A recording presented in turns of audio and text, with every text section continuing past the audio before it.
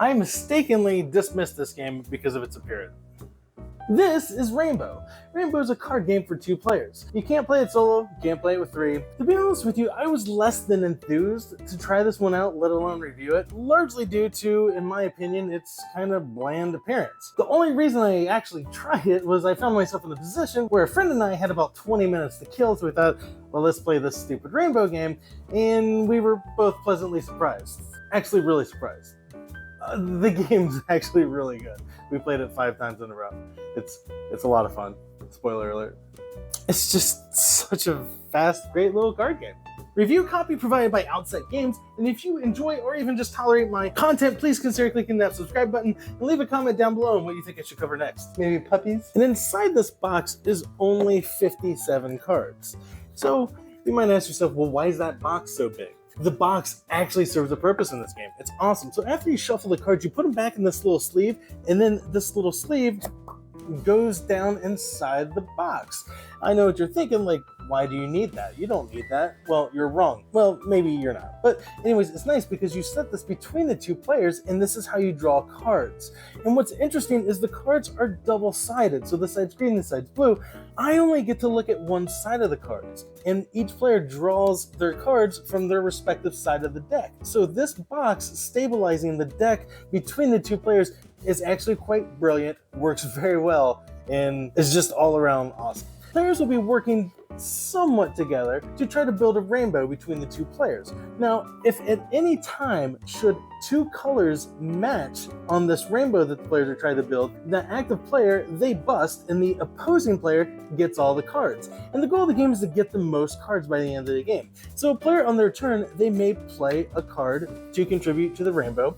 So maybe I play this purple card. Now let's say that I want to play another card. I have to flip a card that's already part of the rainbow over in order to play another card. So I flip this over, it's green, I play a yellow card from my hand. And what's interesting is, even as I'm recording this review, I don't know what the other side of these cards are. However, you, the viewer, or my opponent, does. And that is a really interesting thing because you have some information that your opponent doesn't have and vice versa. So now I know that the other side of this card was purple, so if I want to play another card, I can flip that one over again because I know I'm safe, and then I can play this blue one. None of those cards matched, I didn't bust. So at the end of my turn, I draw back up to my hand of 3 cards. Now my opponent would go. If you ever get all 6 different colors, you complete a rainbow. So I would actually collect all of these cards and add them to my pile and score them at the end of the game. That's kind of the objective, is to get 6 cards not matching, but it's actually quite difficult to achieve that goal. So sometimes you'll kind of be setting up your opponent for them to bust. Sometimes playing 3 cards from your hand out the gate may or may not be a good thing, but also it could be. It's complicated because you're looking at the backs of their cards, and none of the cards are ever double-sided. They're never like yellow or orange. So if you're looking at this, you know that these 2 cards can't be red and that this card can't be yellow. So you can kind of set traps for your opponent by playing cards that may be more likely to cause them to bust. And in addition to the 7 different colored cards, there are also cloud cards. And should you ever play or flip and reveal a cloud card, you automatically bust. And there are rainbow cards, but the rainbow cards are pretty dope because they are wild and they really help you out when you're trying to complete a rainbow. But in addition to playing cards down normally, you can declare that you're going to go blind and you can play a card and flip it as you lay it down. So that was kind of a risky move because I'm looking at my hand and I can't play any of these orange cards because there's already orange out there, so I'll bust. I can't play this blue, I'll bust. So what I could do is maybe I'll risk it and I'll say that I'm playing blind and then play this blue card and flip it.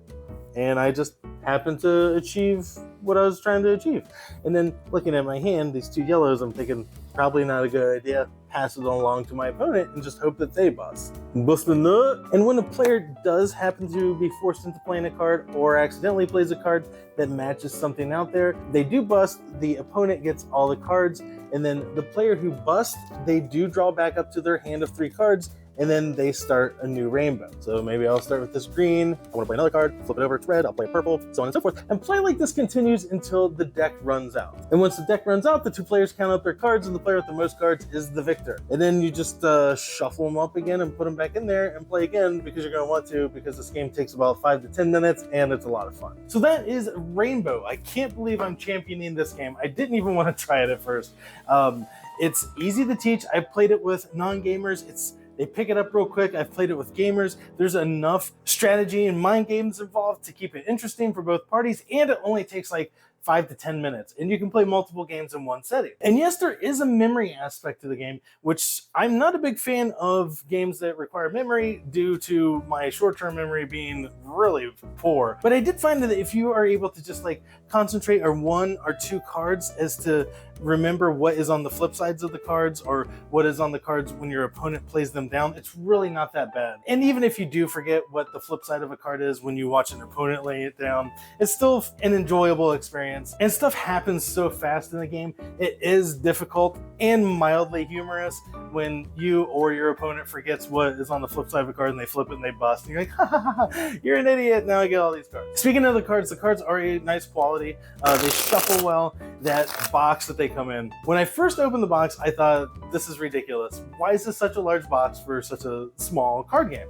And then I realized, oh, it has this little sleeve. Okay, oh, well then you can use it to stand up the cards between the two players. But I didn't realize that that is actually a legit and vital thing about the game, is that deck of cards stands up between the two players, so each player's drawing from their own side, so you only see one side of the cards that you're drawing, and the opponent clearly sees the opposite side, and vice versa. So that box actually serves a purpose. I can't believe it. Mind blown. It's amazing. I will say this game is enjoyable any way you play it. If you want to try really hard and try to memorize every card out there, yes, you do have an advantage, but there is, some luck involved with the draw and just, if you happen to not have anything to play and you flip and go blind, or, you can also enjoy this game just trying to play cards that that are in your hand, but it's also a good time too to try to memorize what cards a player is laying face down, because that is knowledge that you have that they don't have. They lay down that card face down, well, that it's red on the other side.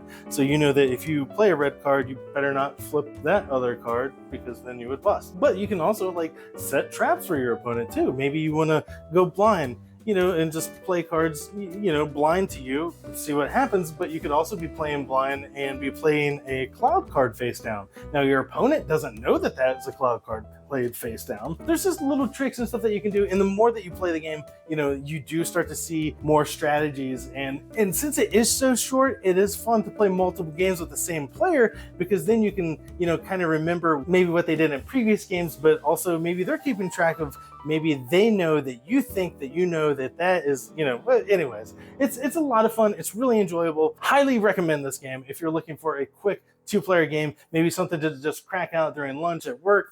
Excellent game. Giving this one 3 out of 5 beard strokes. That is Rainbow by Outset Games. Or maybe I should give it a 3.5. Maybe I'll give it a 3.5. Let's go with a 3.5 out of 5. It's really fun.